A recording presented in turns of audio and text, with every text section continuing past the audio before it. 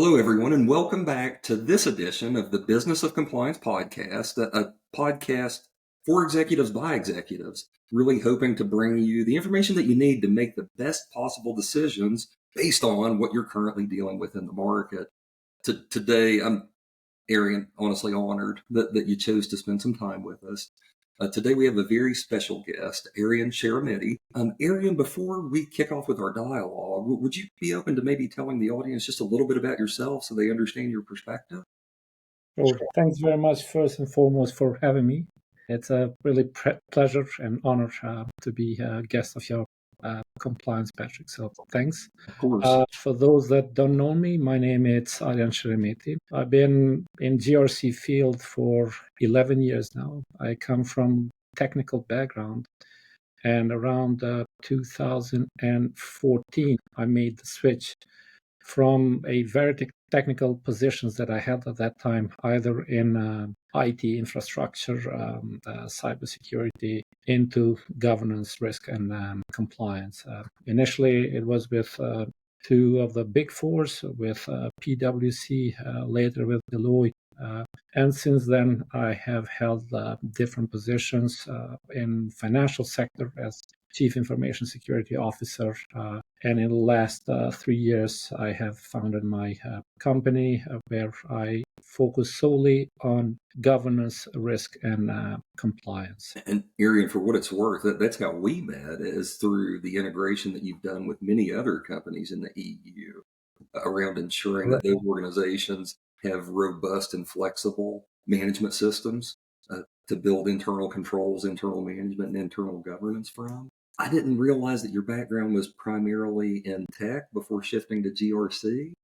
Mine is the same. Right. That's right. No, I started like just climbing the ladder. So I was technical support and systems administrator, network administrator, network engineer later on. So for me, it was very easy to switch and to better understand like technology. Although for governance, risk, and compliance, it's mostly having that mindset rather than having all technological background. Of course, it does help you if you do have that background, but not necessarily you need to have any technical background. It's more of having this mindset of risk management, of compliance, of governance, and then how they are interconnected, and how that feels into that loop. And from what you're saying, Arian, I totally agree. The ability to see, and I hate to say this, but in some ways sense the interconnectedness, I do think is an outcome of you having spent so much time in technology. As an example, with me, I started out in electronics, transitioned to network administration, engineering, transitioned to cybersecurity, and then I realized that, in those various stages of my career, while I loved the tech and I loved the problem solving, what I really loved was telling the story to people. And so then the transition to governance, risk, and compliance, particularly compliance, it just made things so crystal clear for me that the important work that we have to do is helping others understand, not necessarily being the best individual contributor at building a network or making technology work, but how do we help the masses understand what's really happening so that they can make good decisions about their own future. And Arian, interestingly, that's what I find so valuable about your perspective about what's currently going on in the EU regulatory market, in that you do have a deep technical background, a very structured way of thinking that you bring to bear through the use of ISO management systems in many ways. So I don't know if you'd be willing to share with the audience maybe just a little bit about your opinion on ISO management systems as a mechanism really to steady EU organizations against the regulatory burden that they currently carry. Oh, I'm glad you brought this up, and I'm glad that like ISO management systems, to me, they're like a operating system. If we can go back and being technical, it's just any of them pick, like either quality management system from 9001, either from information security 27,000, or business continuity. They're all structured framework, and this is what I like about them. Like you can manage either like specific domain of your organization or like the whole wide organization. So to me, really, and to a lot of people that I work with, the ISO standards are a bedrock of the organizational and continuous improvement. So it's just not like a tick in the box, something that you do once and then you go away. What I like about them, as I said, coming from technical background, I didn't have a clue about, like how things are and what are the requirements. And then you kind of like push away because you think, oh, there's like too much reading. But really, the model that they are built in, so plan, do, act, and check, the PDCA, that's like very straightforward. And that's for everybody to understand that plan what you want to do, then do what you have planned, then check and act on it. And that's the loop that you kind of go. And it's repetitive. So to me, it's really about like almost like fostering and instilling this governance discipline rather than for companies taking these like ad hoc decisions, and we can talk about that into more details, so I'm going to stop here and then let you Well, no, and I hope that we can, Arian. But before we do, though, what you're describing, and I've had a lot of conversations recently about the benefits of ISO management systems. And for our audience, first, let me say, neither Arian nor I financially benefit from the sale of ISO standards. This really is a dialogue centered around our mutual appreciation and our mutual respect for what the management systems can do. I want to be plain about that. But Arian, I've been having conversations lately about, as humans, there's this idea of necessary fallibility. That is, as humans, we're bound to mess up. We're bound to make mistakes. And in general, there can be two root causes for those failures. One is ignorance and one is ineptitude. Ignorance, we just legitimately don't know what it is we're supposed to be doing, therefore we fail. Ineptitude, we know what we need to be doing, but for some reason we choose not to do it. It's not the easy thing, it's not the convenient thing, whatever it may be. What I love about management systems is they do not say, you have to do this. There's very little prescriptive control laid out in management systems. What are laid out in management systems, however, are questions about what we really want. From leadership, do you really want to implement this? Let's align this with the scoping and context of your organization to ensure that everything we're going to do from here aligns with your business goals so that you're executing on whatever the focus of the management system is. We'll call it AI just to keep the conversation simple, so that your development use of AI lines up with your mission, vision, and values, but also does so in a reasonable and responsible way. So if this is true, how will you execute? And so the management systems ask the individual organizations how they intend to execute the things that must be done. And in doing so, we create a structure that educates the ignorant so that they do know what to do, but also holds accountable the inept so that when we have failures, we can quickly fix them, provide feedback to the management system, and ensure that we've moved forward in a more productive, more mature way, which I think is just absolutely amazing. Now, in that context, I don't know if you have any opinions, Arian. I think I just No. That's great. What I like about that, first and foremost, they are like structured, and as you rightly pointed, so they bring like top level executives into like day-to-day processes. So you mentioned objectives. Yes, each organization have their objectives. They might be, tangible, they might not be. But usually what we see is that sometimes management is detached, like what's happening with daily operations. And I think with the management systems, that they bring together the management and also not only like who they are like supervised, but like as I said, organization wide. So yes, you do have the objectives. How do we get there? Do we have enough resources? How are we gonna like measure it if we are like performing? And this is where management review come in. What do we need to do about it? Like either policies, controls, And what I like more is the accountability. So each and everybody there, they play an important role. Yes. They know like what is their role, what is expected from them. They have these like checks, periodic checks, just to evaluate the performance. And it's something that is, as you know, Patrick, it's repeatable. Yes. And by having things that you do time from time again, what I find to do it is that these workloads almost become like standardized. So the key activities, they are like consistent. They are like done in this repeatable manner, if you will. And this brings to something very important, I think, that it reduces the reliance on individuals. Yes. Yes. And it brings like things that you can predict the quality of operations, and it leaves little room for unknowns or like unpleasant. And when those unknowns arise, we have an opportunity, to your point, where we plan, do, check, and act. When we check the system and see that unknowns have arisen, we have an opportunity to provide the necessary feedback, whether it's reinforcing or balancing feedback, to ensure that the unknowns no longer cause inconsistent outcomes from our system, which is just absolutely incredible. The system itself is not self-healing.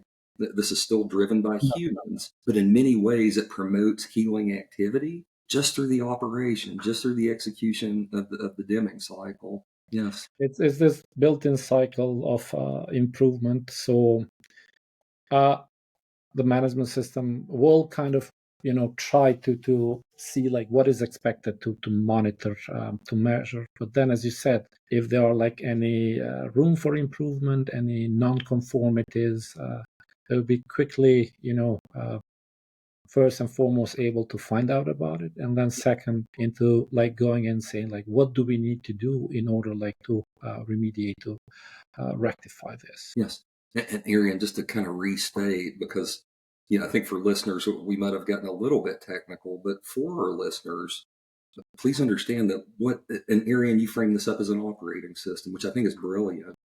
Really, what the ISO management systems in particular provide organizations is not undue burden, unnecessary control. What they provide is an operating system that organizations can align again with their mission, vision, and values to ensure that things happen in the most repeatable, efficient, and effective ways through whatever the scoping may be. And again, the scoping could be information security with ISO 27001. It could be privacy with 27701.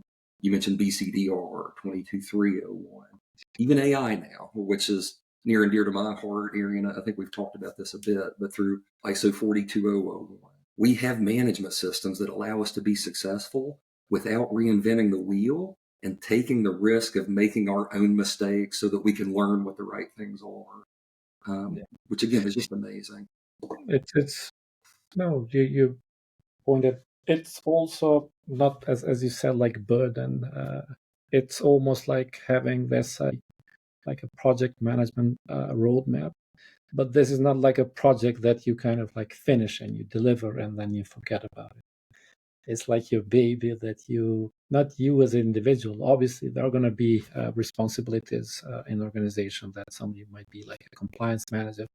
But then what is important is this like cross-organizational culture. It breaks down the silos. It's company-wide participation. It involves training, awareness programs, and then it comes to that level that all departments pretty much like speak same language, and you can just tell like how what positive impact is that going to have into like business operations and the overall success in achieving those objectives. Shared language, shared meaning, shared vision. I mean, all those things are outcroppings of a well implemented management system. And you mentioned projects.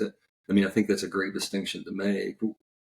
We have seen organizations that implement a management system solely for the purpose of earning a third party certification. And so it's almost like it's honestly approaching things backwards. But for organizations, let me say this. So a project is really just a temporary endeavor meant to produce a very specific outcome. That's it, temporary. Organizations that approach implementing a management system as a project, as this temporary endeavor that we set and forget, typically fail in very, very visible ways, for what it's worth. On the other hand, organizations that implement management systems to then become, and I love the way you put this, the operating system for their organization, those organizations tend to be highly, highly successful, not only in maintaining the management system, but also in producing business outcomes, because the management system itself ensures that we grow and we meet those business goals in the most effective way. Yeah. And maybe for the listeners and viewers, I know that as a startup, the budget is tight. You might not need to go like for certification, but at least get the standard, read Yes. about it, see whatever you can, adopt, and start do bits and pieces. What I have seen very often is that startups, rightly so, they focus like on their products, on their services, on the cash flow. All of these are very important. And then they think about, oh, we have applied for this, we will win it, but in order to win it, we need to have SOC 2, ISO, and they want to do it like in 2 weeks or 3 weeks, and it's or 2 months or 3 months. It's depending on the size and operations. In 2-3 months maybe it's doable, but let's think about it like just designing and implementing those controls, and you need to leave them in order for those controls to operate, just to see like how the operating effectiveness is. So I always tell companies, the sooner you start, the better. At least think about it, because once that mindset it's there, then everybody's going to follow it, management review, interested parties, how this is going to affect us, all those things.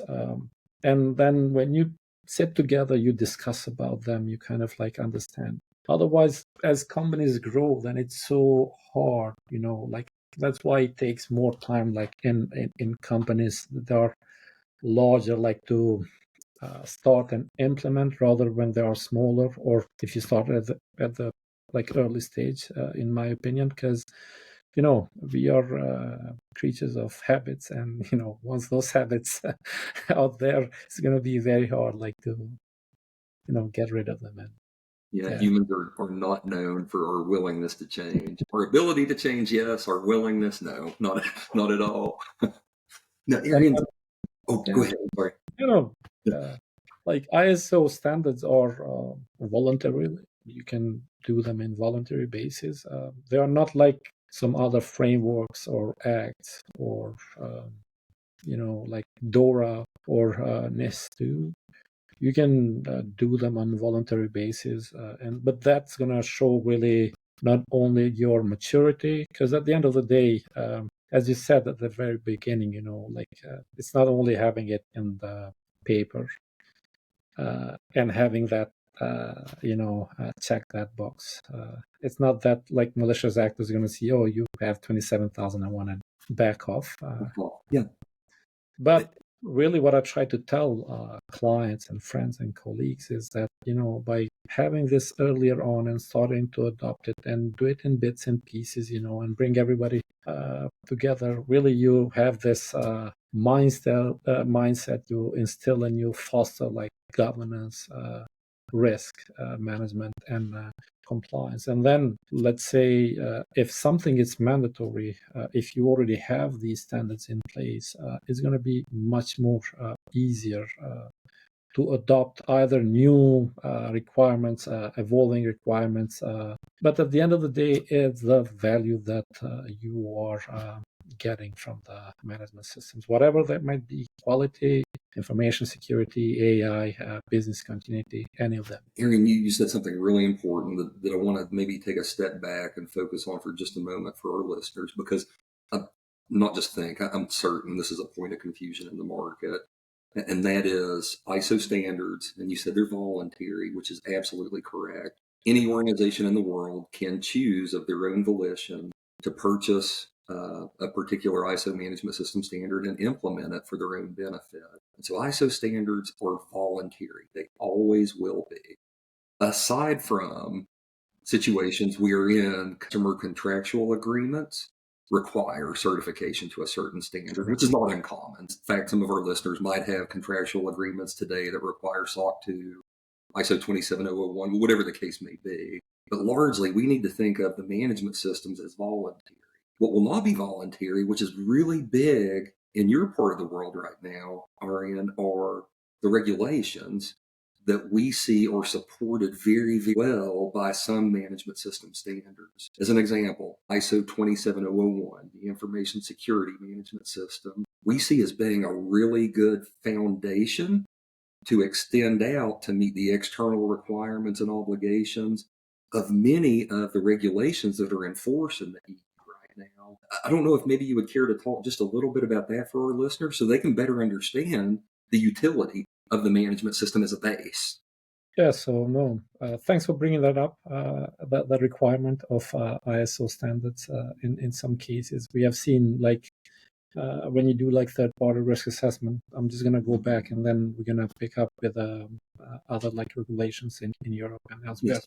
But with security questions, if you do not have any standards or attestation report or anything like that, there are a lot of like requirements and questionnaires that you need to fill out. Where if you do have that, it really shows your maturity, and sometimes you will, not sometimes, but you will win the those contracts, even when the companies perform like third-party reviews, like suppliers, vendors on annual basis.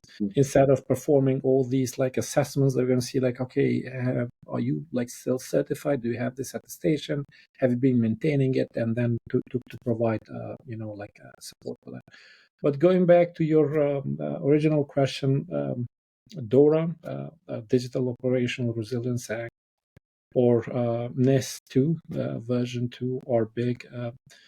NIST 2 went live last October, DORA in January. So NIST 2, it's more about the critical providers, whereas DORA, it's solely like for financial institutions. And there are much more like strict regulation requirements. And also the penalties are much higher. I'm not talking penalties only in terms of like financial, like these fines for the organization, but also fines for top management. And I think this is very great because it brings board, level guys to having like this common understanding of what's at stake, and sometimes even like personal fines for them, or in DORA case, they can even revoke the license. So civil liability for those listening that are participating in a management body. Please know that you now carry civil liability for certain nonconformity to the standard. If this is something that's not yet been on your radar, this is something that you need to take very, very seriously. Not just as your organization at risk financially and reputational harm, but you are civilly as well, which I think is very, very important. I think that's something that a lot of leaders have missed. Correct. So I think how do you address that? Like in board, not every person is technical, or not every person will understand compliance. But I think the first thing is to really take the compliance and the requirements that come from regulatory bodies very seriously. Now with NIST and DORA, you need also to show evidence that top level management, even board, have taken some sort of trainings.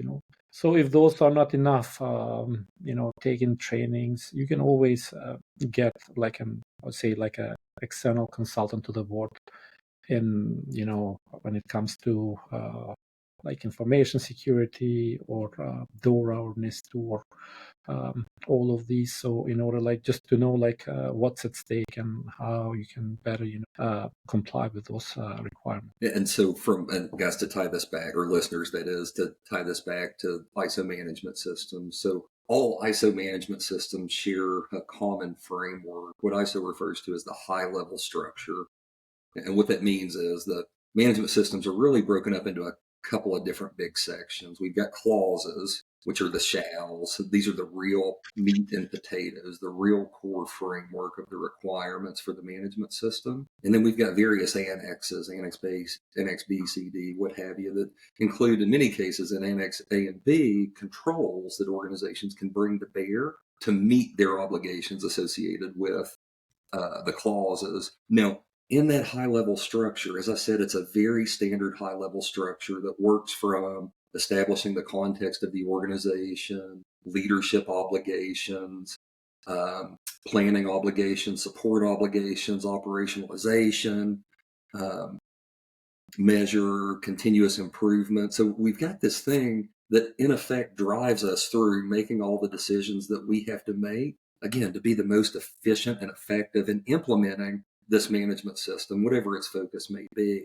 In Clause 7, support, what we traditionally have is a need for the organization to communicate to internal stakeholders, communicate to external stakeholders. And so this is where we'll see real opportunities for organizations to address these key things like training, like awareness, like being very, very explicit with expectations around the function of the management system that tends to address these external regulatory requirements. And so again, by virtue of the fact that we've taken the time to implement a management system, in general, we'll position ourselves to better withstand a conformity assessment against this external regulatory standard. Arian, Okay. I don't know if that aligns with your way of No, thinking. no, that's perfect. That's perfect. Like a high-level structure across at least management systems that I work with. It's pretty much the same as Patrick said. Not only like leadership, what are their responsibilities, their roles. It also talks about planning and risk management, like how you're going to assess the risk, how you're going to identify the risk, how you're going to treat the risk.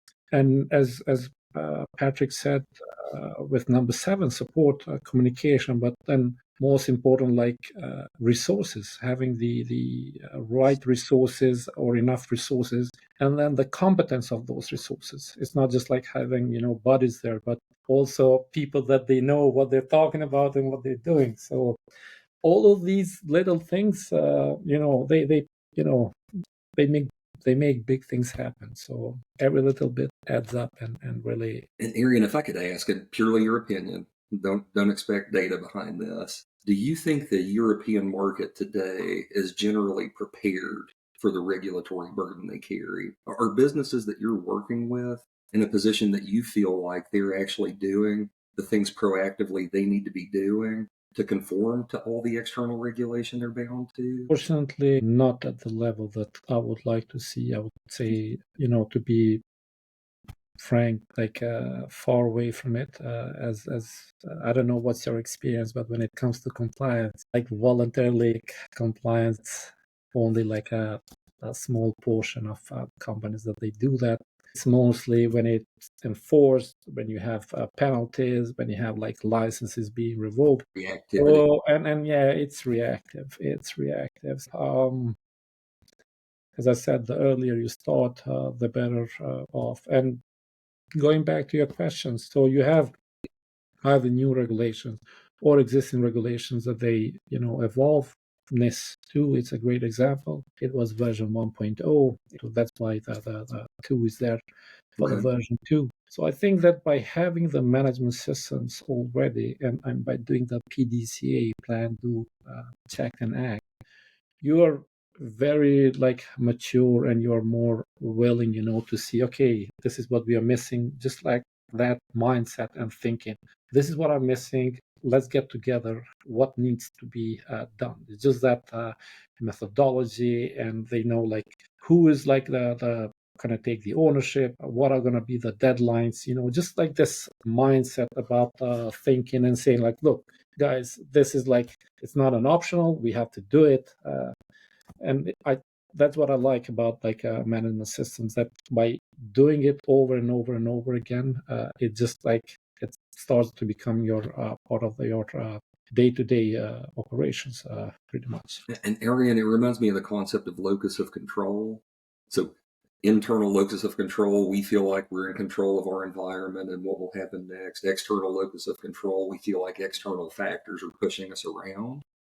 What I find when I speak with European leaders today is that there's very much a sense of external locus of control. I mean, most leaders that I speak with do feel like they're being pushed around by regulation, that almost like a toxic relationship we're in. And for those listening, hopefully this resonates with you. You want to do what you do. You know that what you're doing very well. But externally, you have an obligation to prove it. And so it very much feels like you're doing all the right things, but what you're hearing from the outside is, well, that's not good enough. I need you to also do blah, blah, blah. And that feels very overwhelming and very frustrating.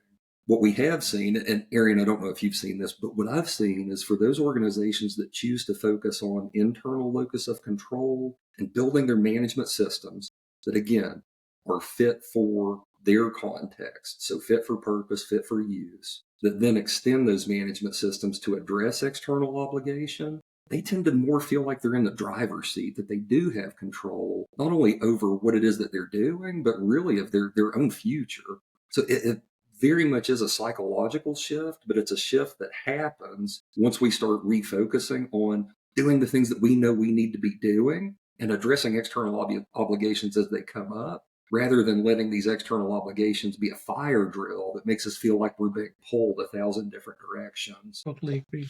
I totally agree. Europe, as we know, it's like heavily regulated, Yeah. with AI Act, and that was like a few months ago, where I think it was Italian Prime Minister, the famous, that during the interview where she said that Yes. US innovates, China produces, and then EU. It's Yeah. focused around, like regulations, and you can see the most biggest fines against like big players, like social media, Google, Meta, all these big guys, happens in Europe, either because of the GDPR, which, as you know, the GDPR has been for a long time, but they will take like a certain percentage of your annual global turnover. And it's the same thing with DORA. So, but with DORA, it goes, as you said, like a civil liability. Mm-hmm. And also, if you're like doing it over and over again, they can just, revoke your license altogether. Yeah. And One thing, I don't know, like how much we want to dive into like other regulations, but maybe just to touch on them and how important is that if you have ISO, uh, especially 27001 in this case, like for DORA or for NIS2, in most of the cases, we say like it's a bedrock and it will accelerate. And the reason for this is that in so many cases, you will almost find like a mapping of, like 27,001 clauses to DORA requirements. But, even if you don't have everything, at least as I said before, you will have this mindset of we're missing this. How do we need to get? What is the gap? How we need to bridge that gap? And this is a mindset that we want to see, in every organization in order like for them to capture not only on, meeting the regulatory requirements, but I really think that it adds a lot of value. For example, with DORA 2, one of the key pillars, it's managing the third-party risks this that is comes huge. from vendors. And Yes. that's huge, because in the past, what we have seen, rightly so, companies, they will outsource uh, some of the operations, or maybe most of the operations, and then they focus, there where they have that competitive advantage, and that's fine. But nobody really looks, what is that vendor or that managed service provider doing, if they are like going by the standards, by your policies, So now it really brings this responsibility that you need to have the registry of information for all your suppliers. What do they do when it comes to reporting any incidents? Even when you go through through incidents in order like to classify it, is it like a critical incident, high incident? So what might seem critical to you, to me, maybe it's a medium. So now it's a So very trusted way. DORA, it's not only like one regulation, it has complementing regulations that are called regulatory technical standards or implementation technical standard, RTSs and ITSs. And there's a very particular way of, let's say, how do you go about doing the penetration testing, or how do you go about reviewing your firewall rules, and how often do you need to do it. Whereas, for example, 27001, it doesn't really go into those details. It tells you that you need to have the network security and firewall rules review out there, but it doesn't really specify the frequency. And, whereas DORA, it's much bigger and much demanding. So if you want to start from DORA, it's going to be very difficult. But if you start from 27001, or if you have already 27001, it's really going to accelerate to get you across the finish line. Arian, I love the way you tied that together for our listeners. While the external regulations can be very specific based on their use case, and the management system, in this case 27001, your information security management system, will be a little bit more open and inclusive. We see that when it's time to meet the need of that external regulation, what the management would consider an external stakeholder, it's just a matter of basically extending what's in place to meet that external requirement. You don't have to fundamentally change what you're doing internally. If you've done your management system correctly, you don't have to reinvent any processes. You just have to add a degree of specificity in order to make plain for that external obligation what it is you're actually doing. So it's a fundamentally different conversation for those that have management systems in place versus those that don't. I love how you articulated that. No, no. Thanks for pointing that out. And I see, because I get to work with a lot of a GRC solution, like big names. They might have one control, but then when you see that control, it's mapped to different frameworks. So as you rightly said, you don't necessarily need to go and reinvent the wheel or have to start everything over. It's just doing extra little things, just going, beyond maybe originally what was asked from 27001 or 27002 in order to meet the regulations or requirements that these other standards might have in place. Yeah, and one thing I do want to say for our listeners, as we talk about this, I want to be plain that it's not a condemnation, not a judgment of the regulatory environment. I get it. I absolutely get the focus on consumer protections, which are largely the intent and driver behind most of the regulation we see in Europe. Also want to be fair that we see similar things happening domestically in the US, but instead of being legislative or regulatory, they're market driven. As an example, Microsoft, their supplier program, the SSPA program, 2025 and moving forward has expectations that if you're using high risk AI as a Microsoft supplier, you will have an environment evaluated through your SSPA assessment and red teaming performed against that environment. One of the things that I think is interesting with this, however, is that Microsoft accepts as an alternate certification mechanism ISO 42001 certification. So even our big suppliers and our big vendors in the US are recognizing the value of management systems. Microsoft has long supported 27001 and 27701. Now we see the shift toward responsible AI development and enterprises' acknowledgement that management systems for repeatable, consistent activity are absolutely critical to ensure that everyone in the supply chain are well cared for and can be trusted. Ultimately, we see these as a way to offer assurance, again, that we're doing the right thing to protect sensitive information, the privacy of data, and where AI is involved, how that AI is developed and then implemented in certain instances. Yes. Yeah. Incredible. Arian, really quickly, as we come up on time, I do want to just connect dots for our listeners. We've talked about some of the pressures that leaders are feeling as it relates to regulation, external regulation. We've talked about some of the ways that organizations can implement management systems to not only make themselves better, to be on purpose for themselves, but also address those external regulations. Just to be plain, this is what you focus on, correct? Yes. Yes. That's what I've been focusing on for a long time, but specifically for 3 years, is just helping organization in order to streamline, to better understand what are the requirements, what resources do they need.